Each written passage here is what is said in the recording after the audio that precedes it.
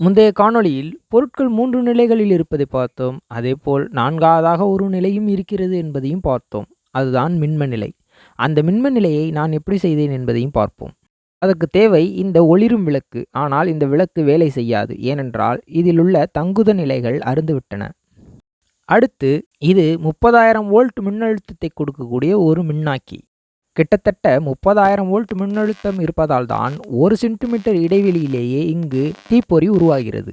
இந்த 30,000 வோல்ட் மின்னழுத்தத்தை இந்த பாழாய்ப்போன மின்விளக்கின் 2 மின்முனைகளுக்கு இடையே கொடுக்கும் பொழுது விளக்கின் உள்ளே மின்மம் உருவாகிறது. சரி, இங்கு எப்படி இந்த அழகான மின்மம் உருவாகிறது? நாம் வெறும் 30,000 வோல்ட் மின்னழுத்தம் தான் கொடுக்கிறோம். ஆனால் 2 மின்முனைகளும், அதாவது விளக்கினுள்ளே இருக்கும் 2 மின்முனைகளுக்கு இடைப்பட்ட தொலைவு என்பது 3 சென்டிமீட்டருக்கும் மேலாக இருக்கிறது. பிறகு எப்படி அங்கு மின்சாரம் கடத்தப்படுகிறது? அதற்கு காரணம் காற்றின் அழுத்தம்தான். சாதாரணமாக வெளியில் காற்றின் அழுத்தம் அதிகமாக இருக்கும். ஆனால் இந்த விளக்கினுள்ளே காற்றின் அழுத்தம் மிகவும் குறைவாக இருக்கும்.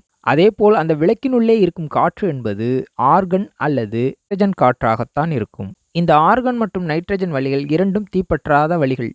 அதேபோல் புவியில் 78% நைட்ரஜன் வளிதான் இருக்கிறது. இந்த விளக்கினுள்ளே காற்றின் அழுத்தம் மிகவும் குறைவாக இருப்பதால் தான் இங்கு மின்சாரம் கடத்தப்படுகிறது. அதேபோல் அங்கு அயனியாக்கம் நடைபெறுகிறது. அதாவது ஆர்கன் மற்றும் நைட்ரஜன் அணுக்கள் அயனியாக்கம் நடைபெறுகிறது. அதனால்தான் இந்த நிறம் தோன்றுகிறது. இந்த விளக்கினுள் எப்படி மின்மம் உருவாகிறது? இந்த 2 மின்முனைகளுக்கு இடைப்பட்ட இடைவெளியில் அதிகப்படியான மின்புலம் இருப்பதால் அங்கு எதிர்மின்னிகள் மிக வேகமாக செல்கிறது.